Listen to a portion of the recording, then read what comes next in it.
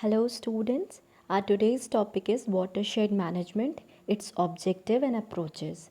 So let us discuss about watershed management. Firstly, its introduction.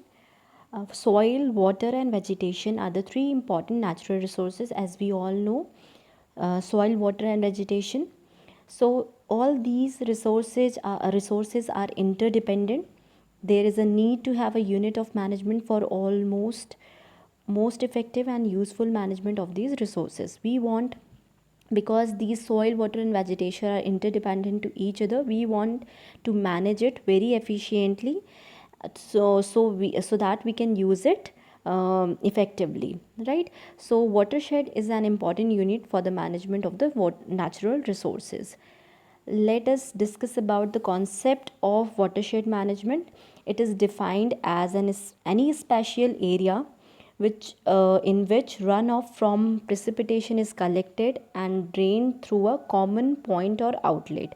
It is any of the spatial area from which water is or any runoff from the precipitation is collected and drained through a common point or outlet. In other words, if we want to define watershed management, it is a geohydrological unit in which the water flows through a common outlet. It is defined as a unit of area which covers all the land which contributes runoff to a common point. These all are the definition of watershed management. It is a synonymous with a drainage basin or catchment area. The basic unit of development is a watershed, which is the manageable hydrological unit. It is also known as ridge line in UK. इसको हम ridge line भी बोलते हैं. So it's diagram which is showing the main and sub drain area of watershed. So watershed area we have taken is 700 hectare, and these you can see the main drain, sub drain and field drains. AB are this A to B is the main drain, okay, and CD is the sub drain,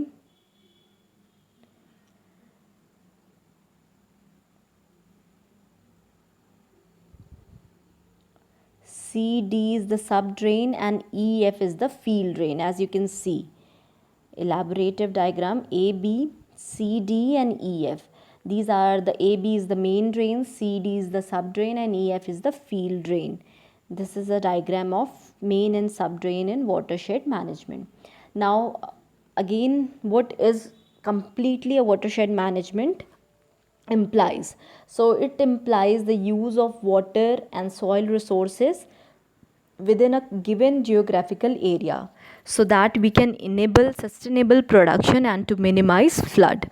So it's a use why we are implementing managing watershed, and why we want management of all the natural resources, because to minimize the flood and to enable sustainable production.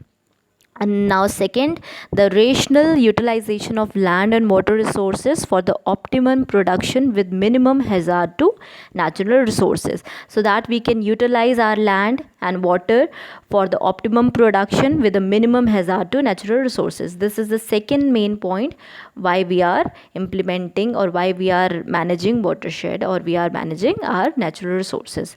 Now we talk about the programs which are allotted for the watershed management. So the first program is the Drought Prone Area Development Program, DPAP, and the Desert Development Program, DDP, adopted watershed development approach in 1987. It's the first program. The second program developed is the Integrated Watershed Development Project, IWDP, taken up by the National Wasteland Development Board, NWDP, in 1989. Also aimed at development of wasteland on watershed basis. So this project has developed with the aim of development of wasteland on watershed basis. The fourth major program based on watershed concept is the National Watershed Development Program for the rain-fed areas under the Ministry of Agriculture. The Ministry of Rural Development funds watershed development schemes under DDP, DPAP, and IWDP. So these are the program. Now let us discuss about the classification of watersheds. On the basis of size, the watershed may be classified as micro watershed, small watershed, and large watershed. Micro watershed is the size of the watershed range from few hectares to hundred of hectares. This can be designed within the crop fields. Small watersheds has a few thousands of hectares as drainage area, and the third one is the river basins, which are considered as large watershed.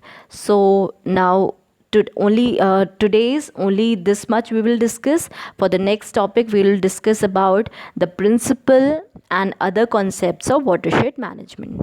Thank you.